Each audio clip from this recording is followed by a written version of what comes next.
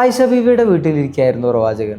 അതുകൊണ്ട് തന്നെ സ്വാദിഷ്ടമായ ഭക്ഷണമൊക്കെ ഉണ്ടാക്കി പ്രവാചകനെ സൽക്കരിക്കാൻ വേണ്ടി ഒരുങ്ങുകയായിരുന്നു ആയിഷ ബീവിയും.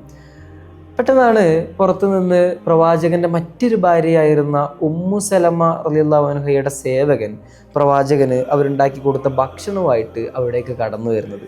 താനിവിടെ ഭക്ഷണമൊക്കെ ഉണ്ടാക്കി പ്രവാചകനെ ഇങ്ങനെ സൽക്കരിക്കാൻ വേണ്ടി ഒരുങ്ങി നിൽക്കുമ്പോൾ പുറത്തു നിന്നൊരാൾ ഭക്ഷണമായിട്ട് അവിടേക്ക് വന്നത് ആയിഷ ബീവിക്ക് ഒട്ടും ഇഷ്ടപ്പെട്ടില്ല. ആയിഷ ബീവി ആ വരുന്ന സേവകന്റെ കയ്യിലൊരു തട്ട് കൊടുത്തു. ഉടനെ ആ ഭക്ഷണവും പാത്രമൊക്കെ നിലത്തേക്ക് വീണു. പാത്രമൊക്കെ പൊട്ടിപ്പോയി.